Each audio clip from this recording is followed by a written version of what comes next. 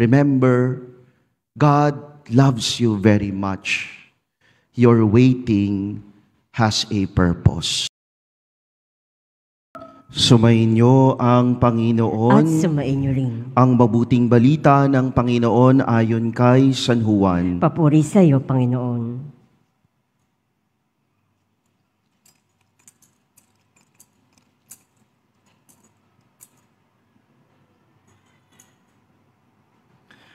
Sinugo ng Diyos ang isang tao na nagngangalang Juan.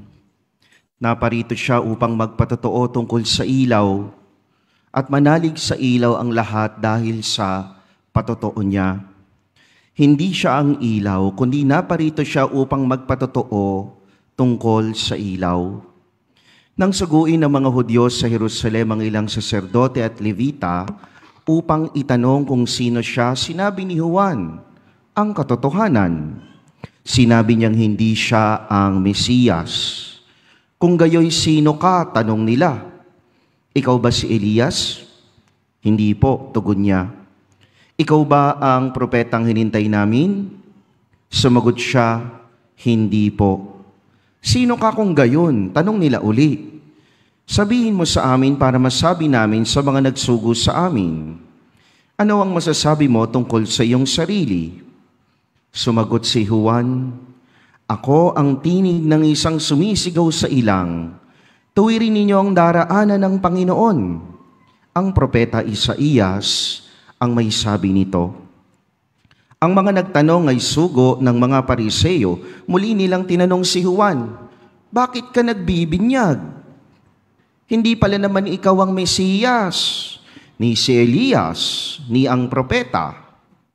Sumagot siya, ako'y nagbibinyag sa tubig, ngunit nasa gitna ninyo ang isang hindi ninyo nakikilala. Siya ang susunod sa akin, subalit hindi ako karapat-dapat magkalagman lamang ng tali ng kanyang panyapak.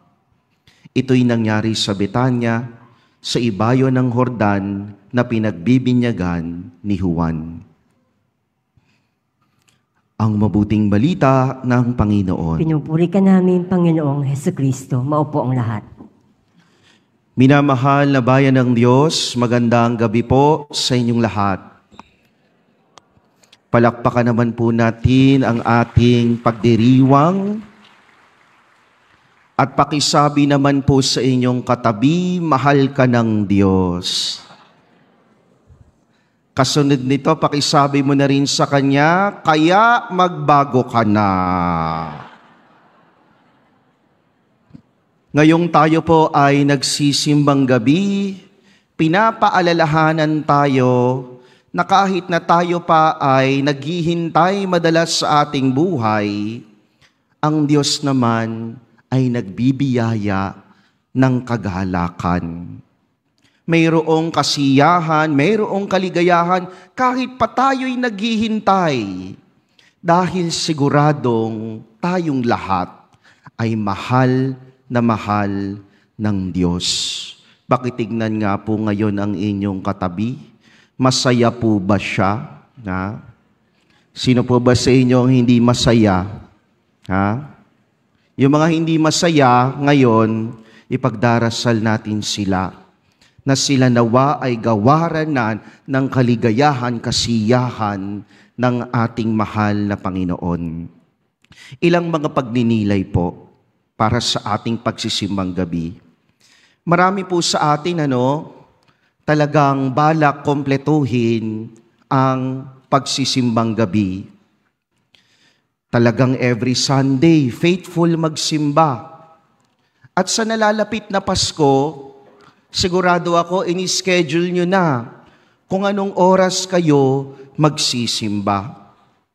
Nagsisimba tayo hindi lang para magpasalamat sa Diyos, kundi tayo'y nagsisimba, abay syempre, para na ring ilapit sa Panginoon ang ating mga hinihiling, ang ating mga kagustuhan, ang ating mga pinapangarap.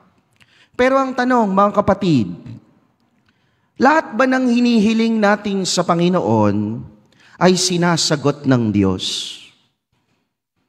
Lahat ba ng sinabi natin sa ating prayers, lahat ba ng requests natin sa Panginoon ay may sagot mula sa Panginoon?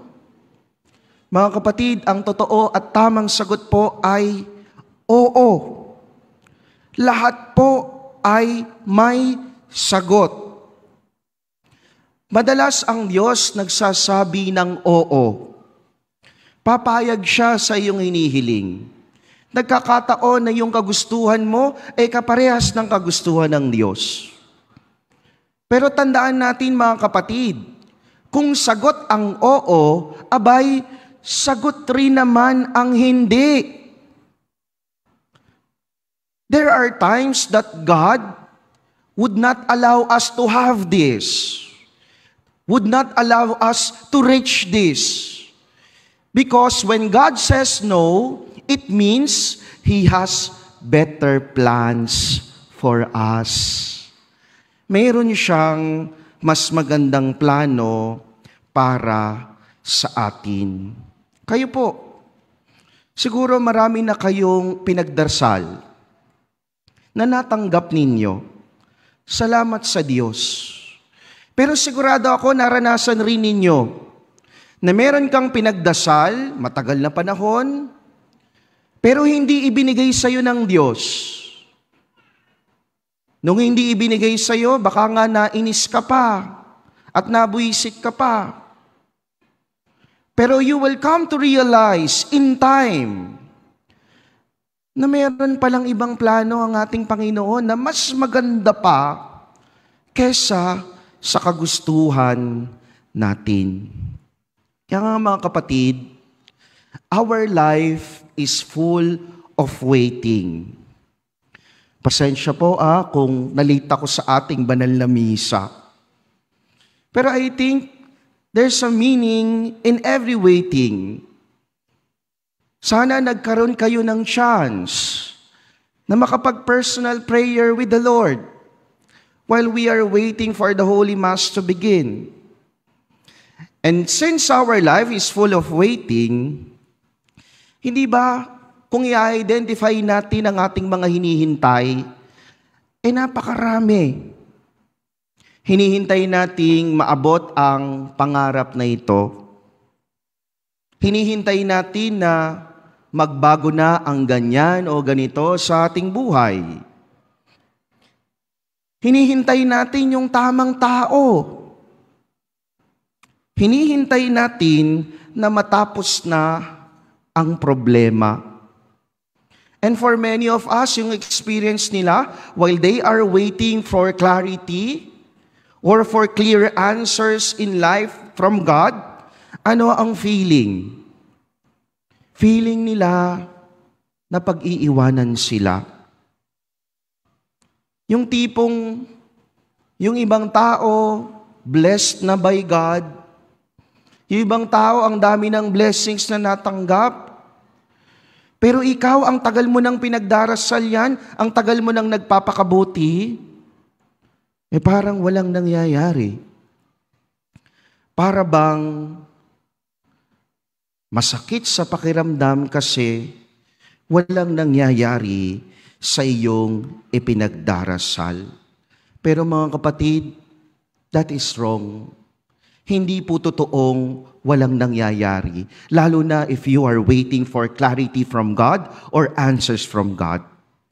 Dahil kapag tayo ay naghihintay, lalo tigit kapag tayo'y pinaghihintay ng Diyos, mayroon siyang pinupunto sa atin.